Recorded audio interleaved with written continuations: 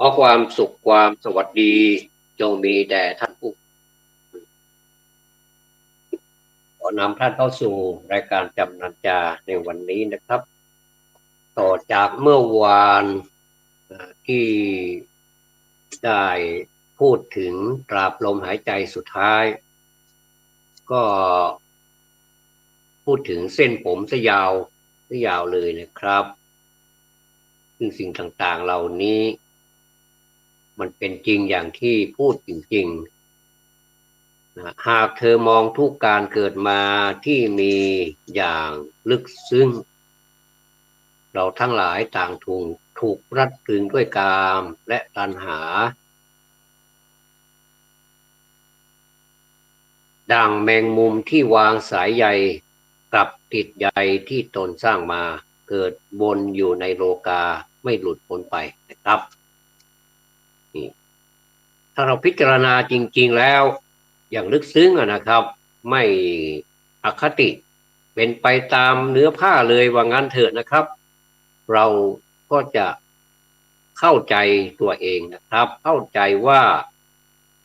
เรานี่ถูกมัดมัดแข้งมัดขามัดมือมัดเท้ามัดหมดเลยครับไม่ให้ดิ้นไปไหนทั้งที่เราเองนั้นก็ไม่อยากถูกมัดแต่ว่าความประพฤติหรือว่าพฤติกรรมต่างๆก็เหมือนกับยอมให้ถูกมัดด้วยการเรามีสิ่งต่างๆมากมายซึ่งรวมความแล้วก็คือตัณหาคือความอยากได้ใคร่มีนะครับและท่านก็เปรียบสวยงามเลยดังแมงมุมที่วางสายใยกลับติดใยที่ตนสร้างมาแมงมุมนี่ส่วนมากมันก็ขนาดงูนะครับขนาดงูมันยาวขึ้นไปข้างบนอากาศได้นะโดยใช้สายใยของตัวเองนะที่มันพ่นออกมาเนี่ยรัดรึงงูจนในที่สุดคิดว่างูนั้นคงเป็นอาหารของมันในที่สุดนะครับแต่ว่าอานิจจาแมงมุมเองก็ไปติดสายใยของตัวเองที่พ่นออกมานะเกิดวนอยู่ในโลกาไม่หลุดพ้นไปมันก็จะวนเวียนอยู่อย่างนี้นะครับนะห่วงแห่งภพจบลงที่ใจเห็นภัยที่เกิดมาในสังขารที่เคยแบกมากำลังเสื่อมสลายนะคือห่วงแห่งภพจบลงที่ใจเห็นภัยที่เกิดมาในสังขารที่เคยแบกมากำลังเสื่อมสลายสังขารทั้งหลายที่เราแบกเนี่ยนะครับถ้าเราเข้าใจมันจริงๆแล้วก็เหมือนเราแบกของหนักบนบ่าหนักบนบ่าทั้งสองข้างถึงแม้ว่าเราจะปลดมันลงบ้างแต่ว่ามันก็ยังไม่ได้ปลดประจำการเลยมันไม่ได้ปล่อยวางจริงๆมันก็ยังมีภาระที่จะต้องดูแลอีกมากมายนะถึงแม้ว่าร่างกายไม่ได้แบกแล้วก็ตามแต่ว่ากรรมจิตใจก็ยังแบกไว้อยู่แบกความรับผิดชอบแบกงานแบกความรักแบกความชังแบกสารพัดนะครับก็สังขารทั้งหลายที่เคยแบกมานะมันก็กำลังเสื่อมสลายไปมันก็จะไม่แบกอีกแล้วแต่ก็เราก็เต็มใจที่จะไปแบกเอาในภพหน้าไม่ทราบว่าจะได้เกิดมาเป็นคนแบกเหมือนเดิมหรือเปล่านะครับอาจจะไปเป็นอย่างอื่นก็ได้แต่มันก็ต้องแบกสังขารเหมือนกันนะครับเกิดมาเป็นอะไรก็ช่างมันก็ต้องแบกสังขารเหมือนต้นไม้ที่มันแบกใบแบกกิ่งแบกก้านมันนะครับถ้าต้นไม้เราสังเกตดูนะครับต้นไม้ถ้ามันมีใบเยอะๆใบล่มคลึ้มเลยเขียวนะครับแต่ว่ามันไม่มีผลไม้เลยมันไม่มีผลมันไม่ออกช่อออกดอกเลยมันไม่เคยช่อเลยอย่างเนี้ยเราก็ต้องพูดถึงตามหลักเกษตรนะครับก็ต้องไปสระมันออกบ้างให้มันตัดแต่งกิ่งมันบ้างนะครับเดี๋ยวมันก็รู้สึกมันรำคาญหรือว่ารู้สึกมันคึกคักขึ้นมาเดี๋ยวมันก็ออกช่อออกดอกออกผลให้นะครับเปรียบเหมือนกันทีนี้เหมือนคนเรานะครับถ้าหากว่าเรานี้ ยังแบกอยู่ในสังขารเนี่ยโดยที่ว่าไม่ลืมหูไม่ลืมตาไม่ปฏิบัติธรรมไม่ศึกษาธรรมะเสียบ้างเนี่ยนะครับเราก็จะเหมือนต้นไม้ที่เต็มไปด้วยใบหนาร่มครึ้มมีแต่ใบสวยงามนะครับแต่หาประโยชน์ไม่ค่อยได้นะครับอันนี้เขากำลังเสื่อมสลายไปตามกาลเวลาเปิดดวงตาเห็นความสัตย์จริงจากความจริงของเมืองแห่งกายตราบที่ลมหายใจสุดท้ายจะคืนสู่ดินคิดไปคิดมานะครับคุณค่าของความเป็นคนก็แทบจะไม่เหลืออะไรเลยนะครับมันถึงแม้ว่าจะเป็นอย่างไรก็ตามมันก็สูญสลายไปเป็นดินนะครับสูญสลายไปเป็นดินเป็นเท่าเป็นฐานไม่รู้จักแล้วว่าเป็นยังไงมองแต่รูปสวยรูปหล่อรูปคนนี้ชื่ออันนี้สมมุติกันขึ้นมาอันนี้เป็นพ่ออันนี้เป็นแม่อันนี้เป็นลูกอันนี้เป็นญาติอะไรก็ว่าไปนะครับแล้วก็เป็นของสมมุติทั้งนั้นเนี่ยตราบที่ลมหายใจสุดท้ายจะคืนสู่ดินเนี่ยเรากำลังรอกันอยู่นะครับผมเองท่านเองก็ต่างคนต่างรอครับในช่วงที่เรารอเนี่ยนะครับอย่าให้รอเปล่าๆอย่าให้รอแล้วเสียเวลาครับเราก็รออย่างมีความหมายว่าเราควรทำอย่างไรผมมาดำเนินรายการเพราะผมก็ถือว่าผมบำเพ็ญบารมีชนิดหนึ่งนะครับท่านเป็นผู้ฟังท่านก็บำเพ็ญบารมีชนิดหนึ่งและท่านอื่นๆที่เสนอธรรมะไม่ว่าจะธรรมะออกอากาศนี่ก็ดีหรือว่าธรรมะที่ไม่ออกอากาศเพื่อนเตือนเพื่อนนะครับพระเตือนโยมบางทีโยมก็เตือนพระบ้างก็อย่าไปโกรธเขานะครับบางทีเราก็มีบ้างนะผิดพลาดไปเป็นธรรมดาก็อภัยให้กันและกันอย่าพูดใส่ร้ายกันอย่าไปพูดเสียงแข็งอย่าต้องถนอมน้ำใจกันไว้ว่างั้นเถอะนะครับไม่ว่าตัวเองจะเป็นคนซื่อเป็นคนตรงอย่างไรก็ตามมันก็ต้องหัดครับมันก็ต้องฝึกหัดขัดเกลาเพราะว่าเรานี่มีหน้าที่ขัดเกลาจิตใจให้ให้หล่อให้สวยอยู่ตลอดให้แบบเนียนมีความละเอียดอ่อนของใจอยู่ตลอดเวลานะครับถ้ามิฉะนั้นแล้วเราก็จะเสียคำว่าความเป็นคนไปเสียดายนะครับเนี่ยไหนๆก็จะคืนสู่ดินแล้วเราก็จะทำอย่างไรดีก็ศึกษาธรรมะนะครับผมก็ไม่ได้มีความรู้อะไรมากมายหรอกนะครับแต่ว่าเพียงแต่ว่าก็ผ่านความรู้มาบ้างก็เอามาแจกมาจ่ายกันเป็นธรรมทานนะครับถือว่าเขาเรียกว่าท่านเรียกว่าอะไรนะการให้ทำเป็นทานชนะการให้ทุกอย่างไม่ว่าเราจะให้สิ่งของให้เงินทองอะไรก็ตามก็ไม่เท่าการให้ทำนะครับแต่ว่าก็ไม่ได้หมายความว่าการให้เงินให้ทองให้โอกาสให้อะไรนี้ไม่เป็นผลมีเหมือนกันนะครับแต่ท่านเปรียบเทียบไว้ว่าการให้ธรรมะนั้นย่อมดีมากนะครับดีมากดีที่สุดกว่าสิ่งอื่นใดๆในโลกนี้นะครับพระพุทธเจ้าท่านก็ให้ธรรมะเป็นทานตลอดชีวิตของท่านเลยนะครับไม่ได้หยุดไม่ได้หย่อนเลยไม่ได้หยุดไม่ได้หย่อนเลยเกี่ยวกับการให้ทำเป็นทานนะครับแม้ว่าจะเสด็จเดินทางไกลนะครับคิดดูนะครับว่าสมัยก่อนนี่คงจะไม่มีรองเท้ากระมังไม่มีนะครับแต่ทำไมเท้าเปล่าๆนี้ทำไมเดินไปได้ครับไม่ว่าจะใกล้จะไกลจะอยู่แห่งหนตำบลใดแดนใดก็ตามไม่ว่าจะประสบกับภัยอันตรายอะไรก็ตามในท่านก็เสด็จไปท่านก็ไปหาจนได้นะไปจนได้นะครับแล้วก็ผลที่การที่ไปแสดงธรรมให้เขานะให้คนที่เขาสมควรที่จะได้รับรสรับรู้รับทราบแล้วก็ปฏิบัติตามมาได้ผลเนี่ยถ้าจะมาเปรียบเทียบกันแล้วมันมีผลคุ้มค่านะครับถึงแม้ว่าบางคนอาจจะคิดว่าโอ้โหทำไมคนเดียวเดินทางเป็นหลายกิโลนี่ทำไมต้องไปอยู่นะทำไมไม่เรียกมาแล้วก็มาฟังกันเป็นทีละเยอะๆแต่พระองค์ท่านเจาะจงไปเลยท่านจะเสด็จไป ไปวันนี้ท่านจะเสด็จไปไหนท่านก็เพ่งดูว่าใครหนอที่สมควรที่จะไปโปรดที่สมควรที่จะไปพูดให้เขาฟังเขาจะฟังเราหรือไม่ก็เป็นเรื่องของเขาเราเป็นฝ่ายพูดเราก็จะพูดไปตามความเป็นจริงพอถ้าเขาฟังเขาก็จะได้รับความจริงจากเราที่เราพูดนี่แหละก็มีเหมือนกันนะครับบางทีคนสมัยก่อนก็รู้สึกจะมีมานะมีทิฏฐิอยู่พอสมควรนะครับก็บางทีก็ไม่สำเร็จในนั้นคนบางทีก็มากันเยอะไม่ใช่ว่าไม่มาเยอะนะครับมาเยอะทีละเยอะสำเร็จเยอะนี่ก็มีนะครับมากันมืดฟ้ามัวดิน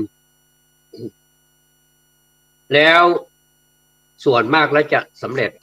ตั้งแต่ขั้นต้นเป็นต้นไป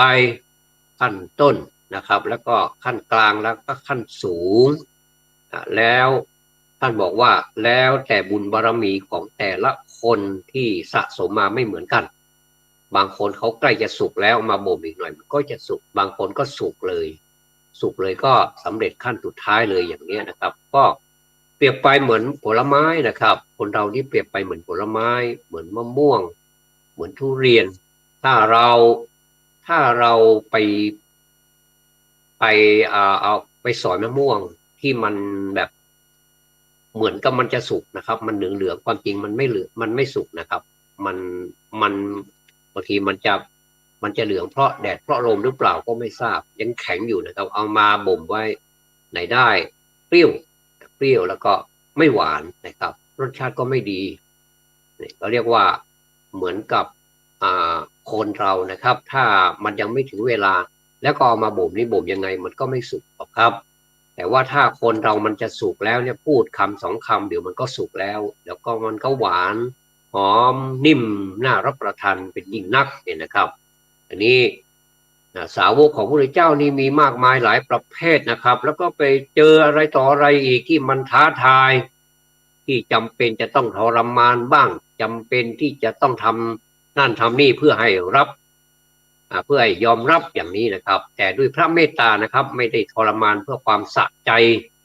หรือว่าทรมานเพื่อให้คนอื่นยอมรับนับถือว่าตนเองเป็นผู้เหนือกว่าคนอื่นเนี่ยไม่มีแต่เพียงแต่ว่าต้องการให้เขาได้สำนึกก็มีนะครับในธรรมบทมีมากมายเลยที่พระพุทธเจ้าทรงทรมานแต่ว่าการทรมานของพระองค์นั้นไม่ทรมานแบบเอาเป็นเอาตายเพียงแต่สั่งสอนให้รู้นะสำแดงให้เห็นว่าเป็นอย่างไรส่วนตัวของท่านแล้วเนี่ยนะครับไม่เห็นด้วยหรอกในการแสดงปาฏิหาริย์หรืออิทธิฤทธิ์ต่างๆเหล่านี้นะครับเพราะว่าท่านให้เหตุผลว่ามันไม่ยั่งยืนมันไม่เหมือนธรรมะตัวจริงๆอย่างที่เราเอามาร้องเป็นเพลงเนี่ยอันนี้เป็นตัวธรรมะตัวจริงๆมันจะต้องมีทุกข์มีจริงไหมมีแล้วก็มีความโศกเศร้าลำพึงลำพันอะไรไหมมีความผิดหวังไหมมีความสมหวังไหมได้ในสิ่งที่ไม่อยากได้และก็ไม่ได้ในสิ่งที่อยากได้เนี่ยมันมีความผิดหวังมีความเศร้าโศกไหมมีอย่างเนี้ยเอามาพูดอย่างเนี้ยพระพุทธเจ้าพูดในทำนองนี้แหละครับพูดจริงๆเนี่ยแหละแล้วก็คนที่ฟังเรียกว่าโสตะการฟังโสตะคือประสาทการรับรู้รับทราบด้วยเสียงนี่นะครับโสตนะครับก็ภาษาไทยก็เลยเอามาใช้เป็นโสตศึกษาเนี่ยก็หมายความว่าศึกษาโรงเรียนของผู้ที่มีปัญหาเรื่องหูเรื่องการได้ยินโสตศึกษานะครับแล้วก็เปิดดวงตาเห็นความสัตย์จริงจากความจริงของเมืองแห่งกายที่เคลื่อนไหวในลมหายใจที่มีแต่ปัญญาครับทีนี้เราแทนที่จะให้มันสู่ดินไปแบบเปล่าๆปรี้ๆไม่เคยมีประโยชน์อะไรเกิดมาแล้วก็ไม่มีประโยชน์อะไรเนี่ยก็ให้มันมีบารมีติดไปบ้างนะครับบางท่านก็เยอะบางท่านก็ปานกลางบางท่านก็น้อยบางท่านก็ไม่มีซะเลยนะครับเพราะฉะนั้นนี่เพลงนี้นี่มีความหมายมากเลยผมก็เลยเอามาทบทวนให้พวกเราได้ฟังกันนะครับว่าถ้าเราเป็นอย่างนี้จริงๆเนี่ยเราพิจารณาตามเพลงนี้จริงๆเนี่ยนะครับ กายที่เธอมองเห็นว่างามสุดท้ายความเสื่อมทรามจะมาพรากไปร่วงโรยลงในสายทานยามการเวลาหมุนไปชีวิตต้องแตกสลายไม่มีเที่ยงแท้ผมเส้นงามถึงคราวร่วงไปแขนขาที่เคยว่องไวกลับไรเรียวแรงโรคภัยเฝ้าคอยคุกคามติดตามไปในทุกแห่งเกิดแก่เจ็บตายสำแดงเป็นธรรมดาหากเธอมองทุกการเกิดมาที่มีอย่างลึกซึ้งเราทั้งหลายต่างถูกรัดรึงด้วยกามและตัณหาดังแมงมุมที่วางสายใยกลับติดใยที่ตนสร้างมาเกิดวนอยู่ในโลกาไม่หลุดพ้นไปห่วงแห่งภพจบลงที่ใจเห็นภัยที่เกิดมาในสังขารที่เคยแบกมากำลังเสื่อมสลายเปิดดวงตาเห็นความสัตย์จริงจากความจริงของเมืองแห่งกายตราบที่ลมหายใจสุดท้ายจะคืนสู่ดินเปิดดวงตาเห็นความสัตย์จริงจากความจริงของเมืองแห่งกายที่เคลื่อนไหวในลมหายใจที่มีแต่ปัญญาผมอยากจะเผยแพร่เพลงประเภทนี้นะครับให้มันเยอ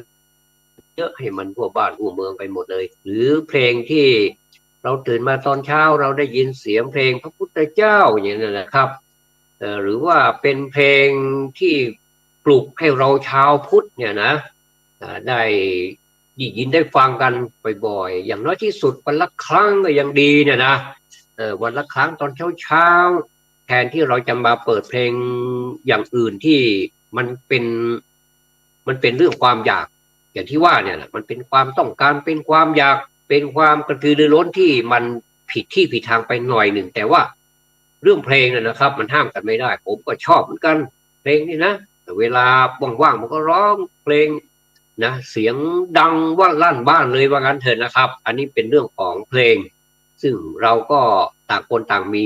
เขาเรียกว่า feeling มีอารมณ์ที่จะให้มันเกิดเวลาเราร้องแล้วเราใส่ฟินลงไปด้วยนะมันฟินมากเลยนะครับทีนี้วันนี้ก็เลยจบเพลงนี้เลยนะครับตราบที่ลมหายใจสุดท้าย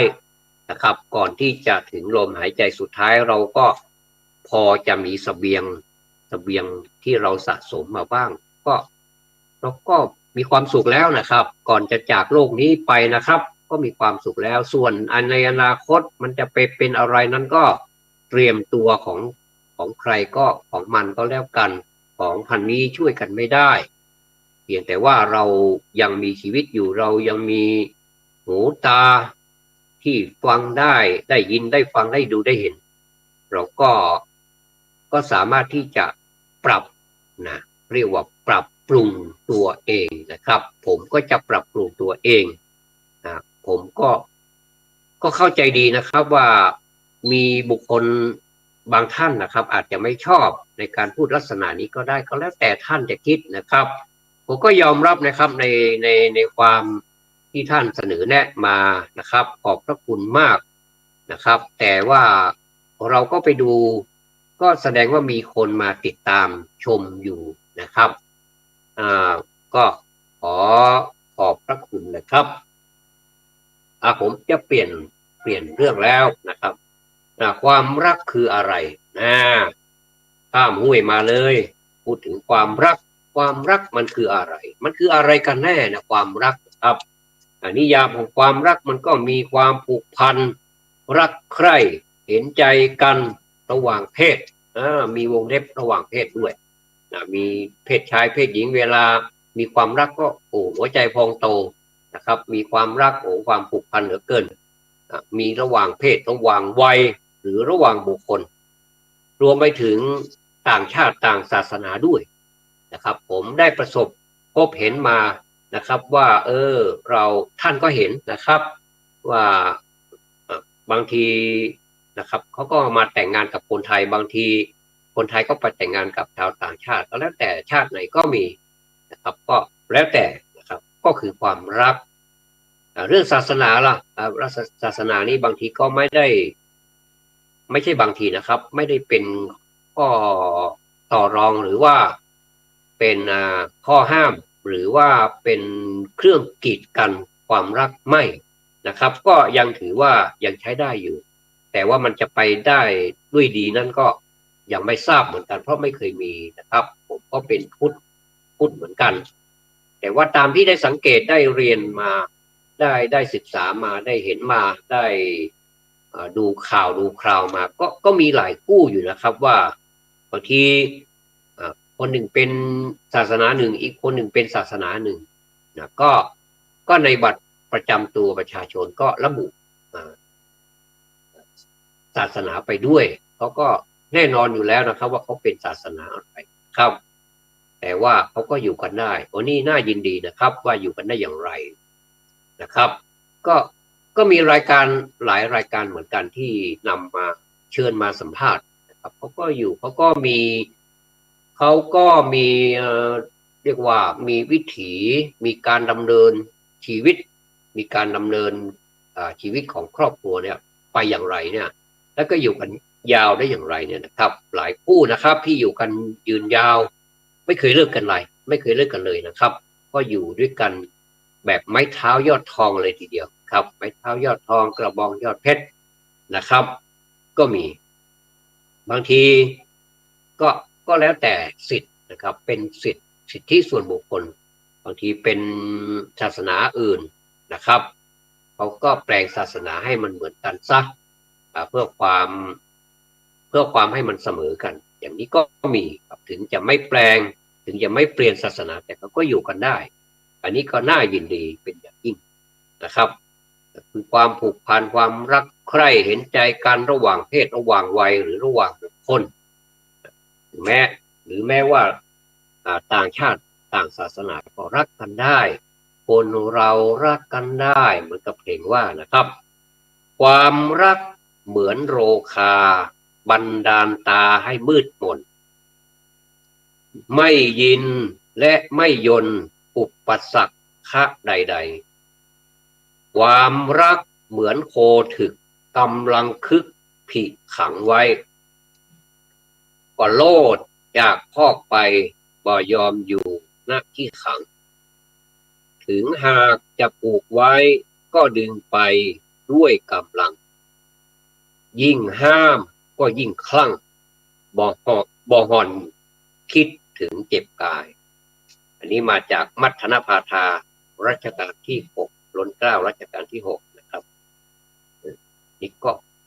ฟังแล้วเป็นอย่างนั้นจริงๆนะครับความรักนี่เหมือนโรคาคือเป็นโรคตาเมื่อมีความรักแล้วรักเกินประมาณไม่มีธรรมะไปประคองด้วยนี่ก็จะกลายเป็นคนจักษุบอดก็มืดมนไปหมดเลยโอ้ท่านเปรียบได้ดีมากนะครับถ้าจะพูดไปเหมือนกับภาษาเดี๋ยวนี้เขาพูดกันลงว่าความรักทำให้คนตาบอดนั่นแหละนะครับอันเนี้ยบรรทัดเนี้ยความหมายในนิยามเนี่ยนะความรักเหมือนโรคาบันดาลตาให้มืดมนจริงๆมืดตึ๊บเลยมืด8ด้านเลยนะครับผมต่อให้อีกเท่าหนึ่งก็เป็นมืด16ด้านเลยไม่เห็นอะไรเลยนะครับไม่ยินและไม่โยนอุปสรรคใดๆก็เหมือนกับว่าไม่สนใจอุปสรรคละถึงแม้ว่าจะมีอุปสรรคอย่างไรก็ขอให้ได้รักขอให้ได้เห็นคนที่ตนก็พอแล้วเนี่ยนะครับมันเหมือนโคถึกนี่ก็รู้อยู่ว่ามันมีกำลังพละกำลังแค่ไหนเราก็ไปขังมันไว้เนี่ยนะครับมันก็ทะลุคอกออกไปเลยไม่สนใจแล้วคอกมันจะมีความแข็งแกร่งแค่ไหนโคถึกตัวมันใหญ่แสดงว่ามันพังคอกออกไปเลยนะครับมันไม่ยอมอยู่ในที่เขาคุมขังมันเนี่ยนะครับถึงแม้ว่าจะปลูกไว้อย่างไรมันก็ด้วยพละกำลังของโคถึกนะครับโคถึกมีกำลังมากก็ ก็จะดึงไปเลยนะครับบางทีไปทั้งเครื่องพันธนาการนั่นแหละนะครับเครื่องพันธนาการมีอะไรบางมีเชือกบ้างมีอะไรที่มันพันธนาการที่มันมัดมันไว้นะครับแต่ว่ามันก็ไปได้ด้วยความรักของมันนั่นเองนะมันยิ่งห้ามก็ยิ่งคึกยิ่งบ้ายิ่งคลั่งนะครับไม่คิดถึงความเจ็บตายเลยนะครับขอให้ถึงจุดมุ่งหมายที่มันมุ่งหมายเอาไว้มันก็พอใจแล้วถึงแม้จะตายก็ยอมอย่างเนี้ยนะครับอันนี้คือความรักในนิยามความรักที่มีหลายอย่างหลายแง่หลายมุมเหลือเกินกินเบิร์ดท่านบอกว่าความรักคือสวนดอกไม้ที่รดด้วยน้ำตาแทนน้ำโอ้อันนี้ยิ่งลึกซึ้งนะครับเหมือนกับสวนดอกไม้ที่ต้องรดด้วยน้ำตาแทนน้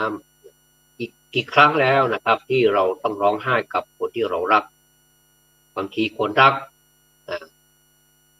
ก็จากไปอันนี้ก็ร้องไห้ทุกวันก็มีตัวอย่างบางคนรักจากไปแต่ก็ไม่ยอมที่จะไปทำชาปนกิจหรือว่าไปฝังไปประกอบพิธีเหมือนกับคนทั้งหลายเขาทำกันก็เอามาเก็บไว้ที่บ้านก็เก็บไว้ก็อยู่ด้วยกันนานปีเลยนะครับจนกว่าคนไปพบแล้วก็เลยได้ดำเนินการแล้วก็ให้เหตุผลว่าเขารักมากไม่อาจที่จะเปลี่ยนแปลงหรือว่าไม่อาจที่จะให้พลากจากกันได้ก็คือเหตุผลที่ทำอย่างนี้นะครับในที่สุดด้วยเหตุด้วยผลเจ้าหน้าที่บ้านเมืองก็เลยพูดเหตุผลให้ฟังว่ามันไม่ดีมันทำความรบกวนให้ชาวบ้านบ้างแล้วก็มันไม่เป็นสิ่งที่มันอะไรที่เราที่คนจะไปเกิดนี้ก็ไม่ได้ไปเกิดเนี่ยนะครับในความเชื่อบางอย่างเนี่ยนะครับก็ขอให้เขาเข้าใจไหนๆก็อยู่ด้วยกันนานแล้วขอปลดปล่อยวิญญาณขอเอาไปทำเป็นไปทำลายสั่งร่างของเสียเขาก็ยอมนะครับอย่างนี้ก็มีเป็นข่าวอยู่นะครับในขณะผู้นี้อาจจะมีก็ได้แต่เรายังไม่ทราบแค่นั้นเองครับนะบางคนหลายคนนักนะครับที่รักแล้วเป็นรักคุดนะครับเกิดความไม่เข้าใจกันก็เลยเปลี่ยนคนรักโดยไม่แคร์ว่าเคยรักกันมาก่อนเคยให้สัญญาอะไรกันไว้ที่ไหนอย่างไรก็เอามาเก็บคิดอยู่ตลอดเวลาว่าเราเคยสัญญากันตรงนี้นี่นาก็ไปที่นั่นเป็นประจำแล้วก็ไปร้องไห้อยู่คนเดียวเปรียบไปเหมือนคนบ้าร้องไห้บ่นพึมพำอยู่คนเดียวเนี่ยนะครับก็น่าสงสารเหลือเกินแต่ว่าถ้าเขาคิดได้นะครับมีคนหลายคนที่คิดได้เขาก็หันหน้าเข้าหาพระธรรมแล้วก็เข้าไปพึ่งพระธรรมจนไม่ได้สึกเลยก็มีนะครับอย่างนี้ก็ปรากฏให้เห็นบางคนก็คิดไม่ดีก็เลยสังหารตัวเองให้มันรู้แล้วรู้รอดไปเลยอย่างเนี้ยอันนี้ไม่ค่อยดีเท่าไหร่นะครับไม่ค่อยดีเลยนะครับชีวิตของเราก็ยังมีค่าอยู่ทำไมเราจะต้องไปสังเวยกับความรักที่มันบ้าๆบอๆอย่างนั้นด้วยแต่ว่าก็นั่นแหละนะครับความรักทำให้เราเสียศูนย์ความรักทำให้เราเสียลูกตานะครับมองอะไรไม่เห็นนะครับมืดไปหมดเลยอย่างที่ว่านะครับแต่ความรักมันก็มีดีของมันเหมือนกันนะครับท่านกินเบิร์ดนั่นแหละท่านบอกว่าความรักคือทิพยโอสถของชีวิตนะครับทิพยโอสถทิพยะก็เราก็ทราบแล้วว่ามันเป็นสิ่งที่เป็นทิพย์โอสถก็เป็นยาก็แปลว่ายาทิพย์นั่นแหละนะครับยาทิพย์ฟังแล้วมันก็หายไปครึ่งแล้วนะเวลาเราป่วยเราไม่สบายถ้ากินยาทิพย์เข้าไปสักครู่หนึ่งมันให้ผลมันก็หายอย่างที่ผมเป็นหวัดเป็นไอเป็นไข้เนี่ยนะครับถ้าเจอยาทิพย์นี่นะคงหายไปนานแล้วล่ะถามว่ามันเบื่อไหมโอ้เบื่อนะครับเบื่อมากๆเลยแต่ก็มันทำให้เราได้ธรรมะอีกหลายข้อด้วยว่าพยาธินะครับไม่สามารถที่จะพ้นจากความเจ็บป่วยไปได้นะครับเป็นธรรมดาพยาธิธรรมโมนี่นะเรามีความเจ็บไข้เป็นธรรมดาพยาธิอนัตติโตเราไม่สามารถที่จะ ล่วงพ้นความเจ็บไข้ไปได้นะครับเราคิดอย่างนี้แล้วสบายใจจะเป็นอย่างไรเราก็แล้วแต่มันทรมานนะครับเวลากลางค่ำกลางคืนนี้มันไอและไอไม่หยุดโดยเฉพาะอย่างยิ่งนะครับสำคัญยิ่งกว่านั้นก็คือไอแบบไอแห้งๆนะครับไอแห้งๆที่มันทรมานนะแถวบริเวณท้องนี่มันปวดมันแข็งไปหมดเลยนะครับผมก็มีวิธีการนะครับจะพูดถึงว่าขอโทษนะครับ วิธีการของผมเมื่อคืนนี้ก็ดึกแล้วนะครับ แต่ว่ามันก็หิวก็เลยบำรุงมันเพราะว่ามันหิวครับก็เลยกินข้าวไปมื้อหนึ่งเบาๆนะครับเป็นน้ำซุปร้อนๆแล้วก็จิบน้ำร้อนๆแล้วก็อืม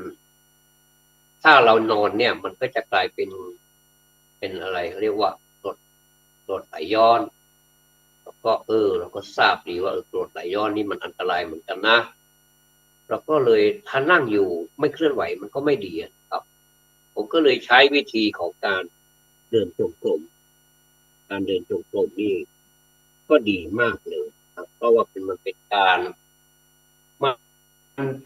บริหารท้องไปด้วยนะครับเป็นการบริหารท้องเพราะว่าท้องของเราเนี่ยครับมัน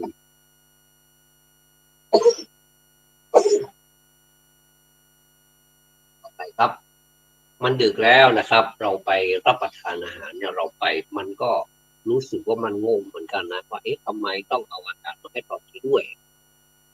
เราเป็นข้าวเป็นอะไรเนี่ยมันยิ่งเป็นอาหารหนักแล้วก็ดื่มน้ำลงไปนี่มันก็อิ่มเมื่ออิ่มแล้วเนี่ยนะครับเราไม่รู้จะทำอย่างไรก็นึกถึงสมาธินี่แหละสมาธินี้ช่วยเราได้เยอะเลยเราก็เปลี่ยนจากอิริยาบถจากการนั่งเฉยๆหรือว่านอนเนี่ยมาเป็นอิริยาบถเดินจงกรมเดินไปเดินมาตามเวลาเลยนะครับปลุกนาฬิกาไว้ตั้งนาฬิกาไว้แล้วก็เดินไปเดินมาผมรู้สึกท้องนี่มันได้รับการย่อยไปในตัวนะครับทำให้เราไม่อืดท้องท่านไม่อืดท้องเราเดินไปเดินมาพอมันหมดเวลาเราก็ไปนั่งสมาธิอีกเนี่ยพอนั่งสมาธิบริกรรมพุทโธพุทโธเนี่ยนะครับไปเรื่อยๆแล้วก็ใครคือผู้รู้นะครับฐานของผมก็อยู่ที่หน้าผากนะครับเอาไปไว้ตรงนั้นนะครับใครคือผู้รู้แล้วก็เนี่ยนะครับเรียกว่าไอแห้งใครคือผู้รู้แล้วเราก็นั่งแต่ไม่หลับนะก็เพราะมันยังไงผมนึกว่าผมจะอยู่ในภวังค์แล้วมันจะเกิดเข้าภวังค์แล้วมันจะหลับแต่มันตื่นอยู่ตลอดเวลาหลวงพ่อวิริยังพระเดชพระคุณหลวงพ่อวิริยังท่านได้กล่าวว่าท่านตอบปัญหานะครับปัญหาลูกศิษย์ว่าลูกศิษย์เข้านั่งสมาธิแล้วเนี่ยไม่เข้าภวังค์เลยรู้สึกมาตลอดท่านก็บอกว่าไม่ผิดอะไรนี่ก็ดีนะจะมีสักกี่รายนะครับที่ไปเข้าภวังค์ส่วนมากเราจะหลับมันก็เป็นเรื่องของธรรมชาตินะครับเพราะว่าสมาธิมี2 อย่างสมาธิที่เกิดจากธรรมชาติการนอนหลับนี่ก็ถือว่าเป็นสมาธิชนิดหนึ่งที่เราไม่ได้สร้างแต่ธรรมชาติมันสร้างเองชนิดที่2ก็คือสมาธิที่เราสร้างขึ้นนะครับสมาธิที่เราสร้างขึ้นโดยใช้ตามหลักวิชาการนะครับไม่ให้มันเพี้ยนนะครับซึ่งมันก็เราก็ควรจะทราบไว้ว่าสมาธินั้นมันเกี่ยวกับอาการกิริยาครับมันเป็นความสัมพันธ์ระหว่างกายกับใจนะครับเป็นการสัมพันธ์ใกล้ชิดเลยครับเพราะว่ากายกับใจนี่มันอยู่ในตัวเดียวกันเมื่อกระทบกายก็ถึงใจแล้วล่ะ เมื่อกายมันเคลื่อนไหวประกอบกับคำพูดเนี่ยจึงถึงใจเป็นผู้รับรู้ในสัมผัสนั้นๆที่เราบำเพ็ญอยู่ที่เรากำลังทำอยู่เพื่อความเป็นประโยชน์ต่อสมาธินะครับ อาการกิริยาต่างๆเหล่านี้จึงจำเป็นต้องปรับให้เข้ากับความเหมาะสมของร่างกายครับผมก็รู้สึกว่าเราไม่สบายนะแต่เราทำไมไปเดินแต่ก็รู้สึกว่ายังไหวอยู่แสดงว่าพลังใจของเราเนี่ยจิตใจของเรานี่ยังไม่เป็นอะไรไม่ใช่ว่าถ้าผมเดินแล้วมันจะฟุบลงหรือว่ามันจะเป็นอะไรนี่ก็ไม่เป็นครับแต่ว่าเหงื่อนี่ออกแน่นอนครับเหมือนกับเราเดินเป็นปกติเลยแต่ไอนี่มันยังกวนอยู่นะก็ถือว่าถ้ามันไอเราก็ดึงมาใหม่ดึงพุทโธมาใหม่ดึงให้เป็นสมาธิใหม่นะก็ให้มันเหมาะสมกับร่างกายนะครับแม้ว่าเราจะกำหนดลักษณะต่างๆของอาการกิริยาแล้วเนี่ยก็ตามนะครับแต่มันก็ไม่ได้หมายว่าไม่ได้มีความหมายว่าจะต้องอย่างนั้นเสมอไปนะครับเพราะว่าการจากเนื่องจากที่เราเนี่ยมีความเหมาะสมและเป็นไปได้คือให้ความสัมพันธ์ระหว่างกายกับใจมีความเป็นปกติอย่างเมื่อคืนที่ผ่านมานี่ไม่ค่อยปกติแต่ผมว่าผมพยายามให้มันเป็นปกตินะ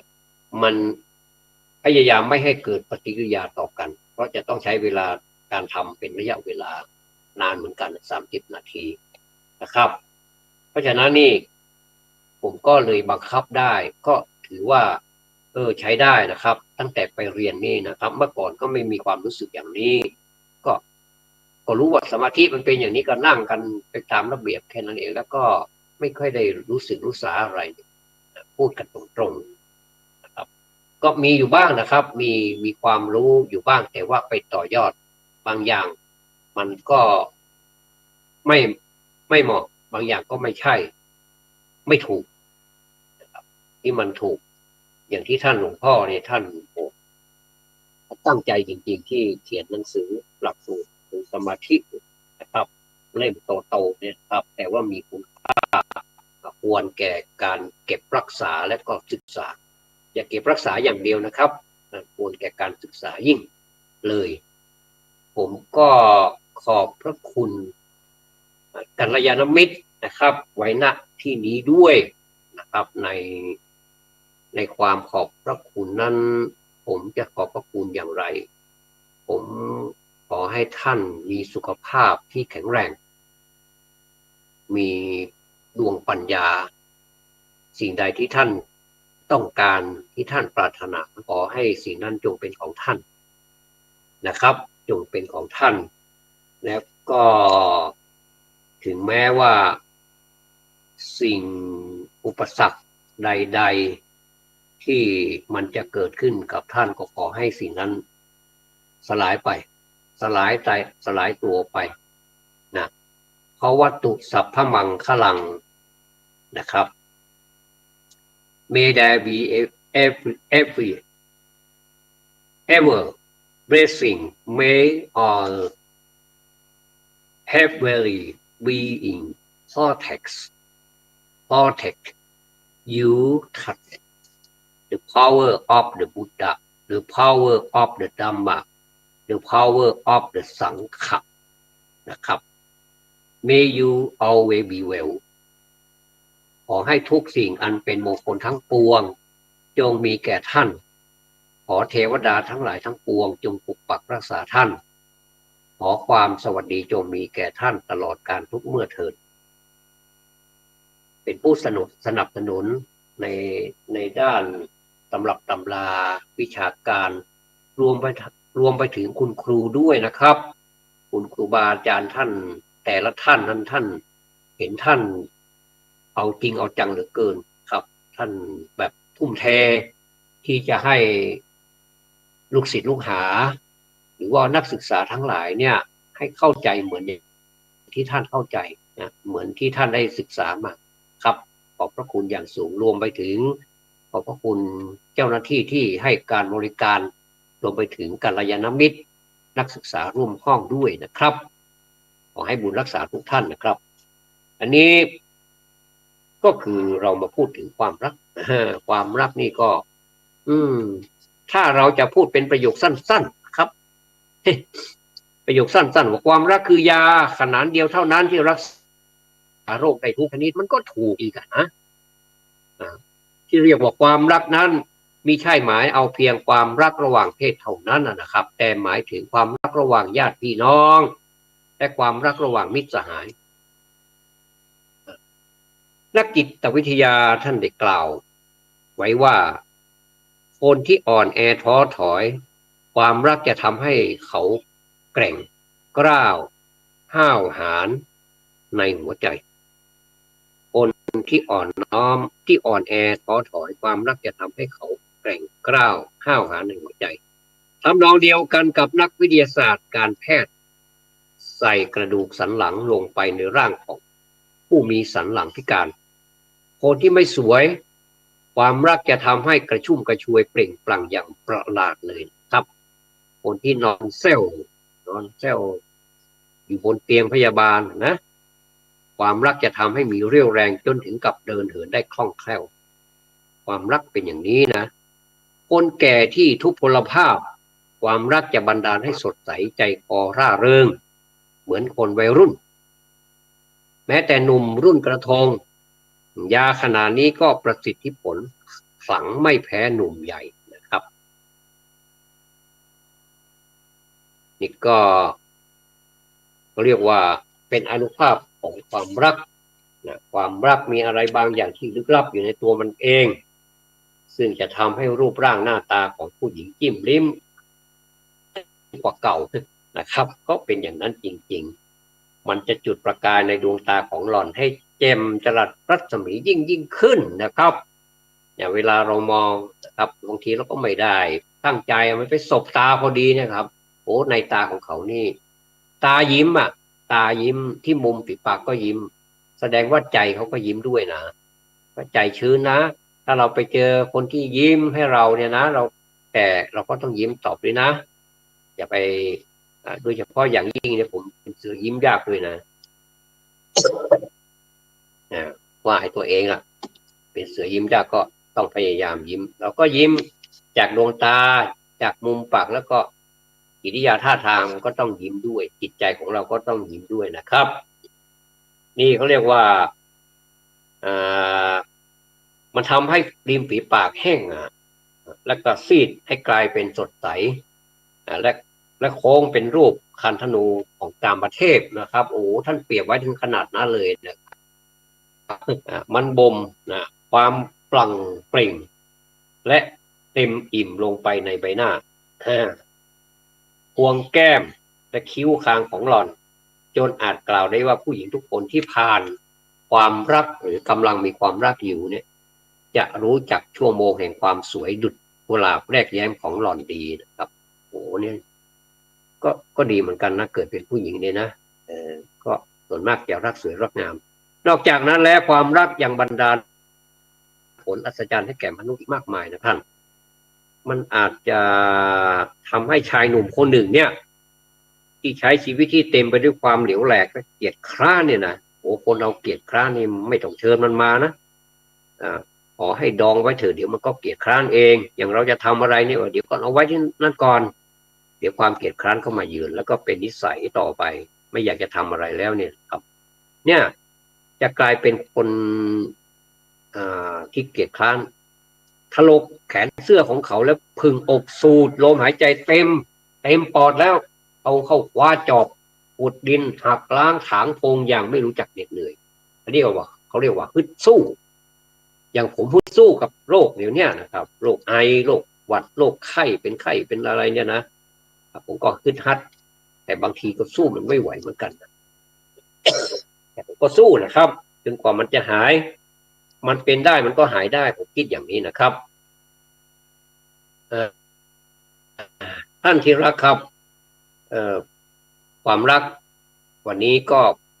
พูดถึงความรักมาก็รู้สึกกระชุ่มกระชวยเป็นพิเศษเลยนะครับเพราะว่าคนเรามีความรักถามว่าผมมีความรักไหมก็มีนะสิผมถึงได้มาพูดไงนะครับถ้าเราไม่มีความรักเป็นพื้นฐานแล้วเนี่ยเรา ไม่ต้องทำอะไรแล้วเพราะมันไม่มีความรักครับผมมีเรื่องพูดที่เป็นห่วงนะครับอีกเรื่องหนึ่งซึ่งมันอาจจะไม่ปฏิปต่อไม่ใช่เรื่องเดียวกันนะครับผมได้อ่าไปซื้อยางลบนะครับไปซื้อยางลบไม่อยากจะบอกชื่อเลยนะครับซึ่งยางลบนี้เป็นยางลบดินสอนะครับไม่ใช่ลิควิดไม่ใช่ยางลบปากกายางลบปากกามันจะเป็นลักษณะกลมๆลักษณะเหมือนเหรียญบาทและเหมือนเหรียญ5 บาทครับจะเป็นเหลี่ยมๆแบบนั้นมันจะเป็นวงกลมใหญ่กว่าเหรียญ5 บาทอ่ามันจะมีเหลี่ยมอย่างนั้นนะครับแต่ว่าอันนี้มันไม่ใช่มันเป็นสี่เหลี่ยมผ้านะครับผมไม่อยากจะพูดถึงยี่ห้อมันเลยเดี๋ยวถ้าไปยี่ห้อนี้เดี๋ยวจะไปกระทบเดี๋ยวเขาจะดำเนินคดีอีกแต่ว่าเรานี่ไปโจมตีเขาผมก็เลยบอกว่าระวังหน่อยก็แล้วกันนะครับผมซื้อมาผมใช้ไม่ทันเท่าไหร่เลยนะครับลบมันก็มีรอยดำๆลบไม่ออกเวลาผมเขียนหนังสือผมใช้ดินสอเขียนโดยมากจะใช้ดินสอเขียนแล้วก็ใช้ยางลบเหมือนกับคนโบราณเนี่ยนะครับใช้ยางลบผมก็เลยไปเปลี่ยนผมก็มาเปรียบเทียบกันนี้ว่าจะพูดนานแล้วนะไม่ได้พูดนะอันนี้มันก็ไม่ค่อยดีนะถ้าพูดถึงว่าถ้าเราเอามาใช้จริงๆเนี่ยอย่าไปซื้อดีกว่ามันมีขายทั่วไปครับตามร้านทั่วไปคงจะเว้นร้านขายยาหรือมั้งร้านขายยาผมไม่ขายแต่ว่าร้านเครื่องเขียนทั่วไปเขาจะมีขายไม่โทษนะครับคนขายผมไม่โทษแต่ว่ามันมันอยู่ในถุงพลาสติกนะครับเขาจะแพ็คมาเรียบร้อยเลยผมไม่สามารถที่จะมาลองทดลองลบได้ครับอันนี้มันแข็งมันดำด้วยเหมือนกับปากกาเหมือนกับดินสอนะครับดินสอเมื่อก่อนนี่ มันจะเป็นยางลบอ่อนๆที่เราเขียนผิดปุ๊บเราก็จะลบนี่มันจะไม่มีรอยมันจะไม่ดำแต่มาสมัยนี้ผมเห็นแล้วนะครับรู้สึกดินสอนี่บางทีเราเหลาไปมันก็เหลาแป๊บเดียวแล้วก็ใช้แป๊บเดียวเองหรือว่าจะต้องเหลาอีกนะครับมันเหมือนกับว่ามันไม่ทำงานอ่ะไส้มันไม่ดำพอเหมือนสมัยก่อนนี่โหเหลาดินสอนี้จนแบบเหลือนิดเดียวจริงๆถึงจะเอาทีนี้แต่สมัยนี้นะเหลาไปเหลามาบางทีก็แตกบางทีเราใช้เครื่องเหลานะครับเขาเรียกว่ากบเหลาแป๊บเดียวเอามาเขียนแป๊บเดียวเองก็ต้องไปเหลาอีกเนี่ยนะครับหลายท่านก็ใช้แบบดินสอที่เป็นดินสอแบบไม่เหลาอะไรเลยเป็นดินสอกดนะครับก็ดีไปอย่างหนึ่งแต่ว่ารู้สึกมันจะแพงหน่อยครับแต่เวลาเขียนนี่มันไม่ค่อยดำไม่ค่อยชัดเหมือนกับดินสอที่เราเอามาเราก็ดีไปคนละอย่างถ้าอยากจะให้ดำมันก็ต้องใช้ B2อะไรเนี่ยครับ2Bอะไรเนี่ยนะเวลาเราผลนั้นมันดำนะเวลาเราไปสอบเขาจะใช้ดินสอแบบนี้แหละที่ฝนลงไปในวงกลมเป็นคำตอบนะครับ เวลาเขาตอบ เวลาเขาไปตรวจก็จะตรวจแบบคอมพิวเตอร์ตรวจแบบง่ายได้หรือเกินนะครับ ไม่ต้องไปตรวจแบบสมัยเมื่อก่อนนี้อันนี้ถูกก็ผิดถูกอันนี้ได้คะแนนเท่าไหร่แล้วไม่ต้องแล้วนะครับเดี๋ยวนี้เขาเก่งมากเลยเนี่ยพูดถึงยางลบเนี่ยนะครับ ก็ไปดูก็แล้วกันต้องชื่ออะไรครับ ถ้าเรากดดูแล้วมันแข็งๆนะท่านอย่าไปซื้อนะผมซื้อมาหลายก้อนแล้วใช้ไม่ได้แล้วเดี๋ยวผมก็จะทิ้งนะรู้สึกว่าเก็บไว้ก็โรครุงรังเฉยๆไม่ได้เอาไปเผามันก็เหม็นเอาไปทิ้งขยะดีกว่านะครับก็ก็เลยเก็บไว้ตรงนี้ว่าเราควรจะทำอะไรกับมันดีแต่ตรงกันข้ามกับอีกชนิดหนึ่งยางลบนะครับยางลบที่อ่อนๆผมบอกสีก็ได้แต่บางทีมันส่วนมากจะเป็นสีดำมันจะอ่อนๆนะครับอ่อนๆเวลาเราลบเนี่ยมันจะไม่มีรอยครับเหมือนกับเราไม่ได้เขียนอะไรแต่เราลบเนี่ยมันก็จะออกครับไม่เหมือนกับอันนี้ปัญหามันก็มีอยู่อย่างนี้ถ้าเป็นปัญหาของปากกาถ้าเขียนปากกามันก็จะต้องมีลิควิดนะครับเป็นยางเป็นแบบน้ำยาลบของปากกาเราจะเอายางลบดินสอนี้ไปลบที่เขียนปากกาที่ใช้ปากกาเขียนไม่ได้เดี๋ยวมันก็ฉีกขาดนะครับ หรือไม่ก็ใช้ยางลบของปากกาเองไปลบบางทีก็ถ้าลบไม่เป็นมันก็สามารถที่จะฉีกขาดได้เหมือนกันก็เลยใช้ลิควิดนี่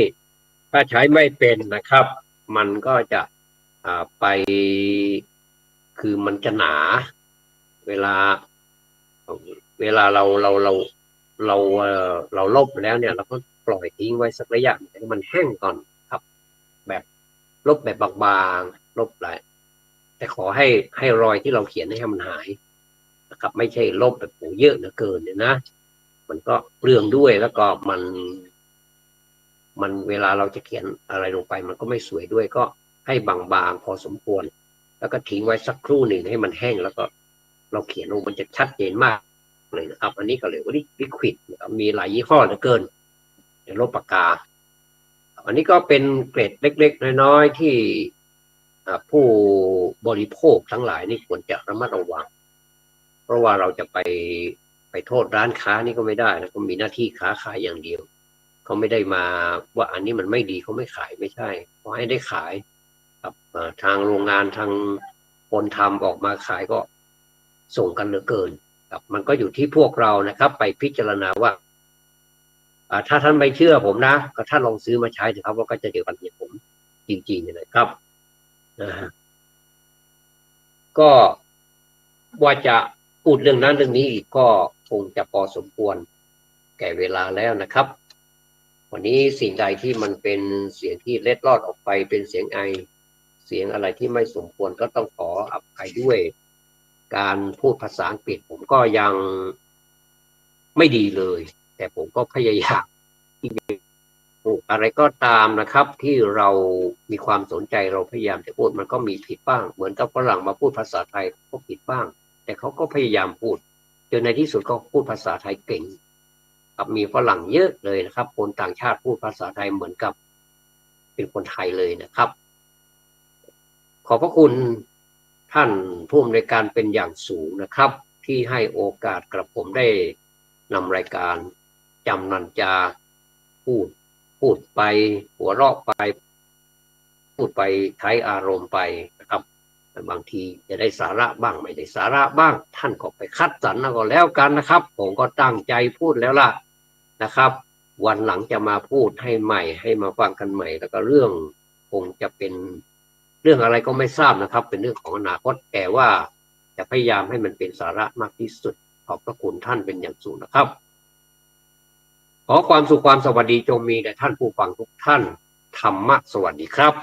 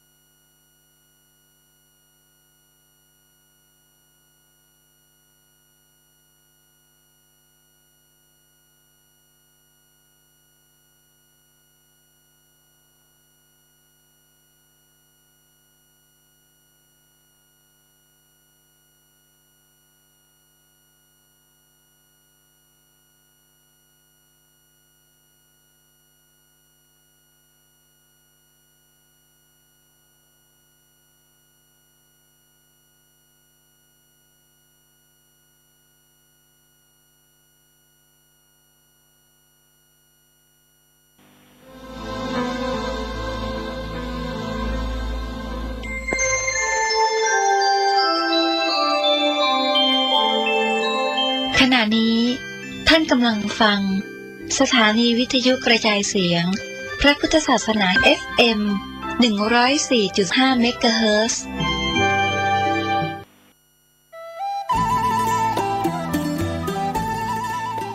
กำหนดการพิธีบำเพ็ญกุศลอุทิศถวายพระพุทธบาทพิทักษ์ชวริตจารุวรรณโนประเรียนธรรม4ประโยคอดีตเจ้าคณะอำเภอป่าซางอดีตเจ้าอาวาสวัดพระพุทธบาทตากผ้าพระอารามหลวง 4-9 กรกฎาคมพุทธศักราช 2566 พิธีบำเพ็ญกุศลอุทิศถวาย7 นาฬิกาทำบุญตักบาตรอุทิศถวายพระพุทธบาทพิทักษ์เวลา 19:30 นาทีพิธีบำเพ็ญกุศลแสดงพระธรรมเทศนาและสวดพระอภิธรรม10 กรกฎาคมพุทธศักราช 2566 พิธีบำเพ็ญกุศลสัตตมวานเวลา 7 นาฬิกาทำบุญตักบาตรอุทิศถวายพระพุทธบาทพิทักษ์เวลา 9:30 นาทีแสดงพระธรรมเทศนานิพพานสูตรพระสงฆ์พิธีสวดพระพุทธมนต์ธรรมนิยามเป็นเสร็จพิธีเพื่อชาวประชาขอเชิญพุทธศาสนิกชนนักศีลนักบุญทุกท่านร่วมทำบุญหล่อเทียนพรรษาประจำปี 2566 เพื่อสมทบทุนโรงเรียนทุ่งโป่ง